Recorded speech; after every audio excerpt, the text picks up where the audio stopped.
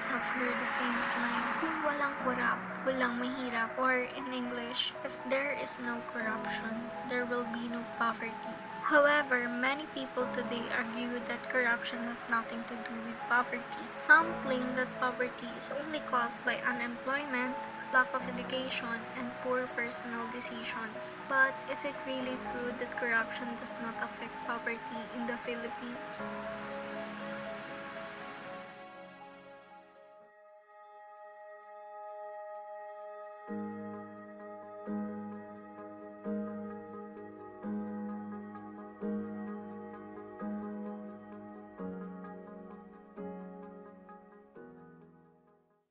On social media, we often encounter statements such as, the Philippines is not poor because of corruption.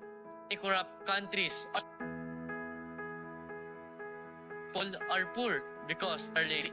These opinions spread quickly because they sound simple and convincing. However, when we examine historical data and academic studies, we discover that the situation is far more complex. Our research shows that corruption is not only a moral issue, it is also an economic problem that directly affects the lives of millions of Filipinos. How exactly does corruption contribute to poverty? First, funds intended for schools, hospitals, infrastructure, and public services are often stolen, misused, or wasted. When education budgets are reduced because of corruption, students suffer from poor facilities and lack of resources. When healthcare funds disappear, hospitals become overcrowded and under-equipped. And when infrastructure projects are delayed or poorly managed, economic opportunities decrease. According to studies by Gupta, Davudi, and Alonso Terme, corruption increases income inequality and poverty because public resources are wasted. Another study by Azfar and Burgur found that corruption in the Philippines reduces the quality of healthcare and education services, and the people who suffer the most are the poor.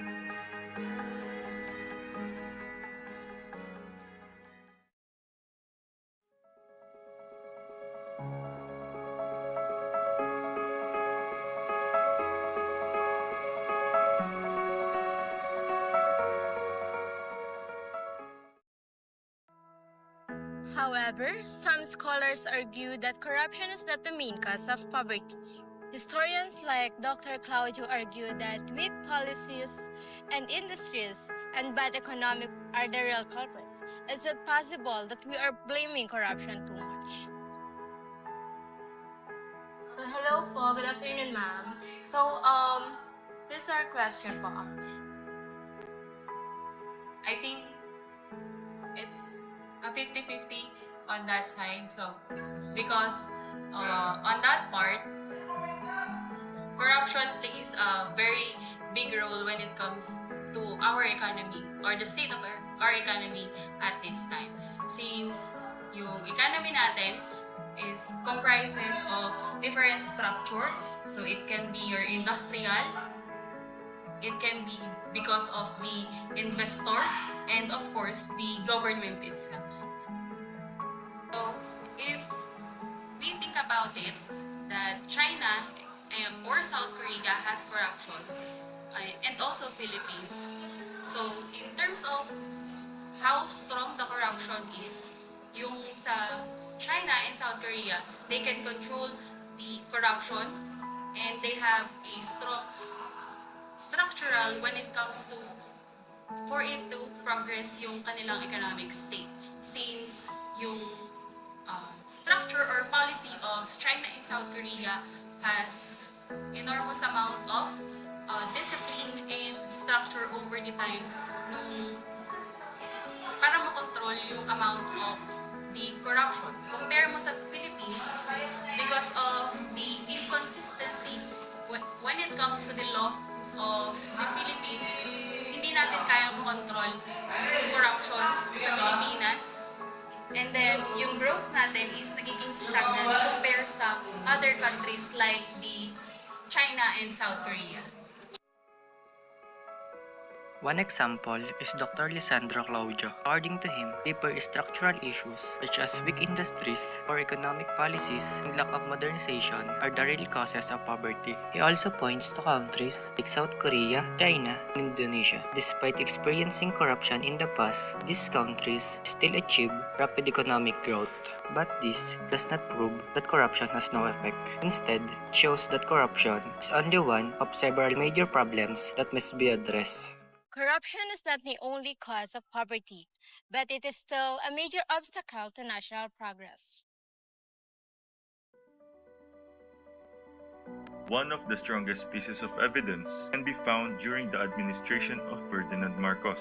According to World Bank records, during the 1980s, the country experienced increasing foreign debt, rising inflation, and worsening poverty levels. As a result, wealth became concentrated among a small group of powerful individuals. Several presidential decrees including PD 232, PD 527, and PD 961 centralized control of the coconut industry. This allowed political allies to gain economic advantages and limited fair competition.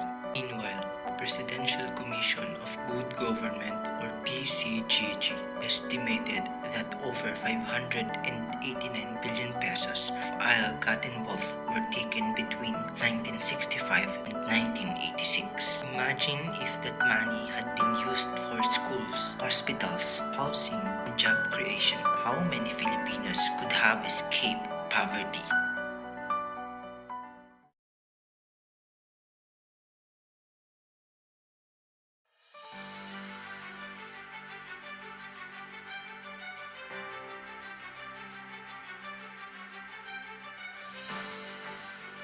Why does the belief that corruption does not affect poverty continue to spread? First, because of political bias, some people depend their own prepared politicians by ignoring evidence related to corruption. Second, because of misinformation, many online posts, videos rely on opinions, hearsay, or selective information instead of verified facts. And because simplified explanations are easier to understand, they spread rapidly on social media. When false information is repeated over and over again, people may begin to accept it as true.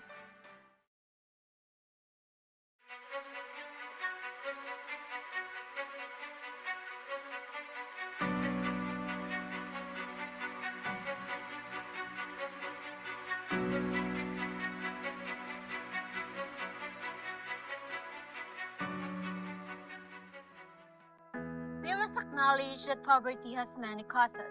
These include unemployment, inflation, weak economic planning, and lack of educational opportunity. However, corruption makes all of these problems worse. When corruption exists, public funds are stolen, government projects become delayed, investors lose confidence, and poverty becomes more severe. Hello po. Bakit po sa tingin nyo is dangerous po yung para sa ating mga citizen na maniwala na yung corruption po ay walang effect sa ating pamumuhay po? Siguro po sa iba, they might think na hindi siya dangerous kasi they are privileged at may kaya sila sa buhay, so hindi nila naiisip yung hirap. Based on our research, it is clear that the claim that corruption does not affect poverty is false. Corruption is not merely a moral issue. It is a systematic problem that slows national development. When public funds are stolen, opportunities for Filipinos to rise out of poverty are reduced. And while corruption continues, millions of Filipinos will continue to struggle because public services remain weak and underfunded. That is why the country needs transparent governance, responsible voting, active citizenship, and factual information. Because the fight against poverty is not only about economics, it is also about accountability, truth, and good governance.